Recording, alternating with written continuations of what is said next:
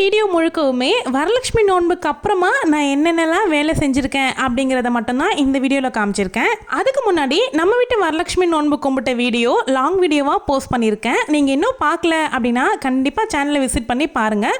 உங்களுக்கு ரொம்பவுமே பிடிக்கும். பார்த்துட்டு அம்மன் அலங்காரம் எப்படி இருக்குது அப்படின்னு அந்த வீடியோ கீழே கண்டிப்பாக கமெண்ட் பண்ணுங்கள். Welcome to my channel. நான் உங்கள் பிரியா. என் சேனலை சப்ஸ்கிரைப் பண்ணி தொடர்ந்து ஆதரவு கொடுத்துட்ருக்கேன். உங்கள் எல்லாருக்குமே ரொம்ப நன்றி. இனிமேல் சப்ஸ்கிரைப் பண்ண போகிறவங்களுக்கும் ரொம்ப ரொம்ப நன்றி. கலசம் எல்லாமே விஜர்சனம் பண்ணிட்டு அம்மன் அலங்காரம் எல்லாமே கலைச்சதுக்கு அப்புறமா எல்லா டெக்கரேஷன்ஸுமே பிரிச்சாச்சு. ஒரு 3 தாம்பூலம் மட்டும் கொரியர் அனுப்ப வேண்டியது இருந்துச்சு. அதுவுமே பேக் பண்ணி ரெடி பண்ணி வச்சிட்டோம். பரிமாறதுக்கு தேவையான பாத்திரங்கள் எல்லாமே நான் வந்து பரன் மேல இருந்து எடுத்திருந்தேன். அது எல்லாமே ஒன்னா செட்டா போட்டு ஒரே பேக்ல வச்சாச்சு. குத்து விளக்கு, கலச சோம்பு இது எல்லாமே ஒன்னா எடுத்து வச்சுட்டேன். கரெக்டா ஒரே இடமா தான் வைப்போம். நம்ம வீட்டில் 2 லாஃப்ட் இருக்கு. அந்த 2 லாஃப்ட்ல ஏதாவது ஒரு லாஃப்ட்ல தான் வைப்போம். ஆனா எப்பவுமே எடுக்கும் பொழுது கண்டிப்பா அதை மறந்துடுவோம். இங்க வச்சோமா அங்க வச்சோமா தேடிட்டே இருக்கிறது தான் எங்களுடைய வேலையே. அதே நேரமே கொரியர் வந்திருக்கு அப்படின்னு கால் பண்ணாங்க. சரி போய் ரிசீவ் பண்ணலாம் அப்படின்னு தான் கிளம்பிட்டு இருக்கேன். எங்க ஏரியால எஸ்டி கொரியர் வந்து ரொம்பவுமே தொல்லை. டோர் டெலிவரியே கொடுக்க மாட்டாங்க. நாங்க போய் தான் ரிசீவ் பண்ணோம். எஸ்டி ஆஃபீஸ் வந்து ரயில்வே ட்ராக்குக்கு அந்த பக்கம் இருக்கு அப்படிங்கறதுனால எங்களையே வந்து பிக்கப் பண்ணிக்க சொல்லுவாங்க. மற்ற எல்லா கொரியர் சர்வீஸுமே டோர் டெலிவரி பண்ணிடுவாங்க. இந்த எஸ்டி கொரியர் மட்டும் ரொம்ப ஒர்ஸ்ட்.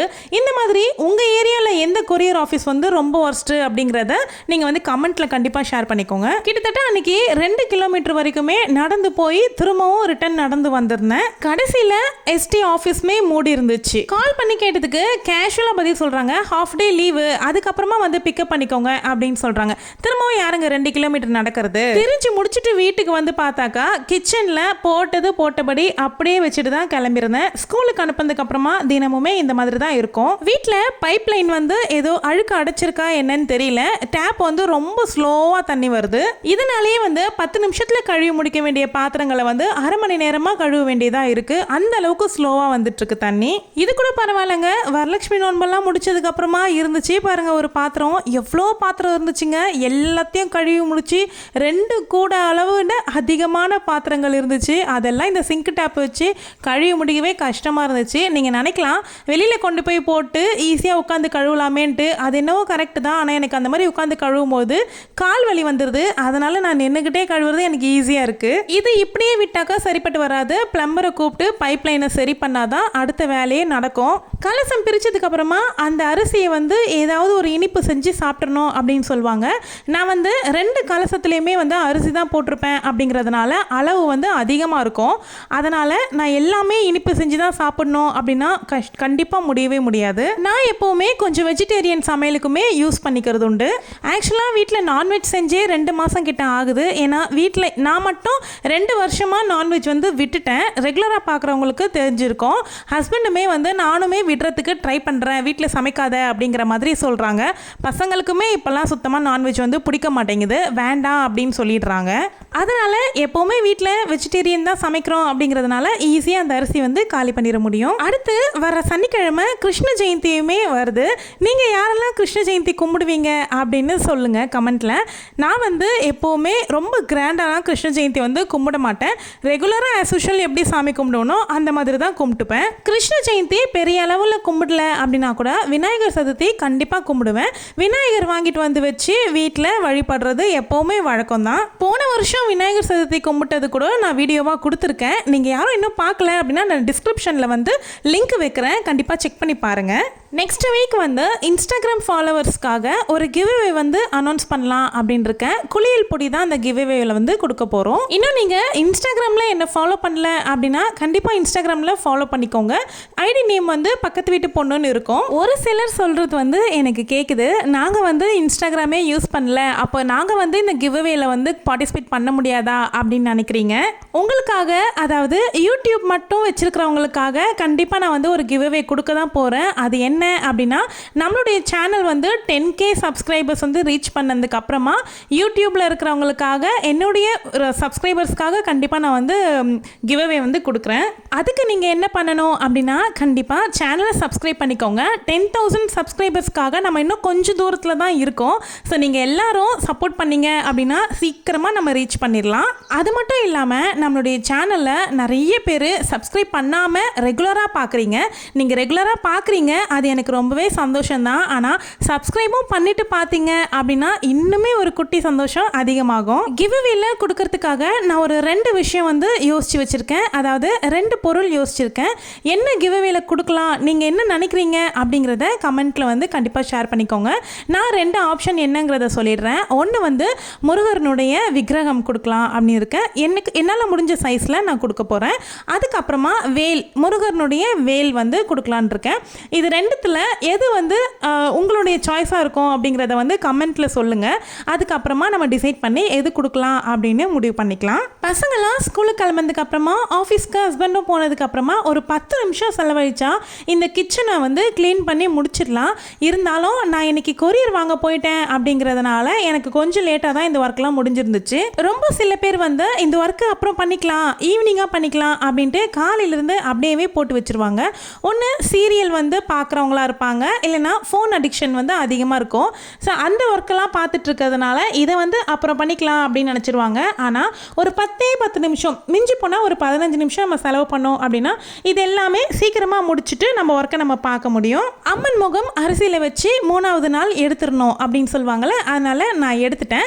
அம்மனுடைய பொருள் எல்லாமே ஒரு பெட்டியில் வச்சுருக்கேன். அந்த பெட்டிக்குள்ளே இதையுமே வச்சுட்டு பீரோவில் கொண்டு போய் வைக்கணும். அதுக்காக தான் இப்போ நான் அரேஞ்ச் பண்ணிட்டு இருக்கேன். கலசத்தில் வச்சுருந்த ஏலக்காய், கிராம்பு, பச்சை கற்பூரம் இது எல்லாமே வந்து 2 கலசத்தில் வச்சதுனால நான் 5 கணக்கில் போட்டிருந்தேன். அதிகமாகவே இருந்துச்சு. அதனால் பசங்களுடைய உண்டியல் 2 பேர் உண்டியலுக்குமே கொடுத்துருக்கேன்.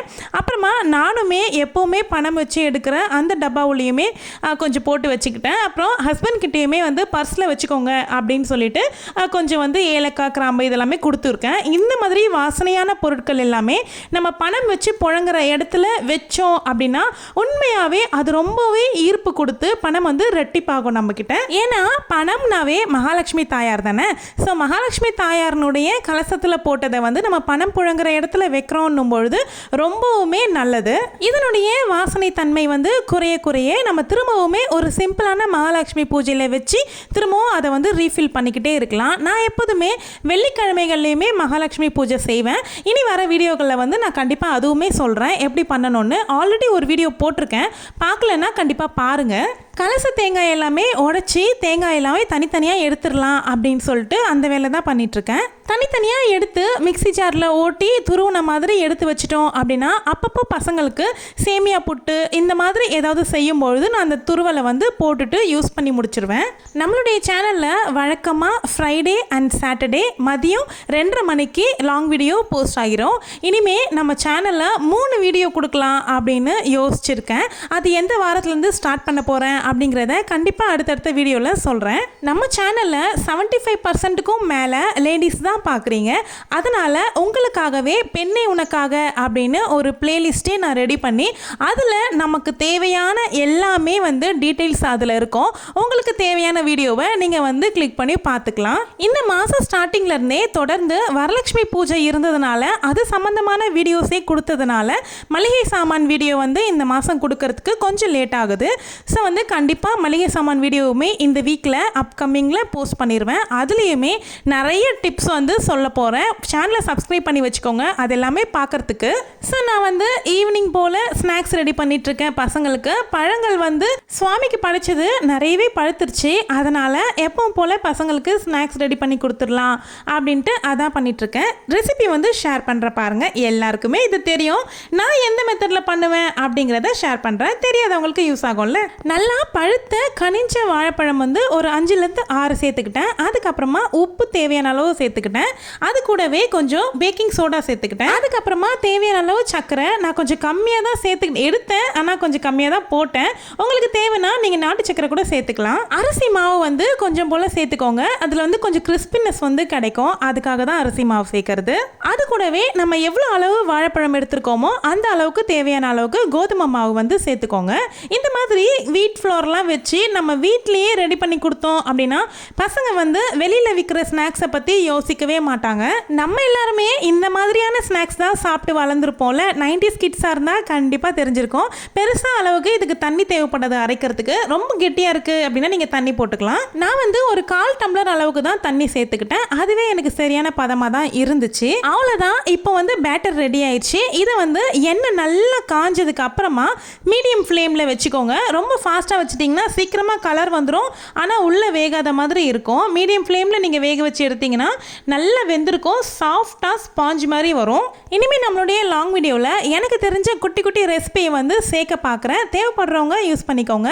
இந்த ரெசிபிலாம் எனக்கு தெரியும் அப்படின்னு நினைக்கிறவங்க அந்த பார்ட் வரைக்கும் ஸ்கிப் பண்ணிக்கலாம். இது வந்து நல்லா கோல்டன் ப்ரௌனாக ஆனதுக்கு அப்புறமா எடுத்துருங்க. உங்களுக்கு தேவைப்பட்டுச்சுன்னா இதில் கொஞ்சோண்டு தேங்காய் துருவல் கூட சேர்த்துக்கலாம். இந்த ஸ்நாக்ஸ் வந்து செஞ்சுக்கிட்டே இருக்கும்பொழுதே நல்ல மழை இருட்டிக்கிட்டு வந்துருச்சு, இருட்டாயிருச்சு. அதுக்கப்புறமா தான் பசங்களுமே வந்திருந்தாங்க. நல்ல மழைக்கு அதுக்கும் சூடாக செஞ்சு சாப்பிடும்போது அவ்வளோ சூப்பராக இருந்துச்சுன்னு தான் சொல்லணும். வெயிலாக தான் இருந்துச்சு, திடீர்னு இந்த மாதிரி கருமேகம் சூழ்ந்து வந்துருச்சு. பசங்களுமே இன்னும் வரலன்ட்டு எதிர்பார்த்து நிற்கும்பொழுது தான் இந்த வீடியோ எடுத்திருந்தேன். இந்த வீடியோ உங்களுக்கு பிடிச்சிருந்தா வீடியோவை லைக் பண்ணிக்கோங்க. லைக் பண்ணும்போது கமெண்ட் செக்ஷனில் ஹைப்ன்ற ஆப்ஷன் காமிச்சதுன்னா வீடியோவுக்கு உங்களால் முடிஞ்ச பாயிண்ட்ஸை கொடுங்க.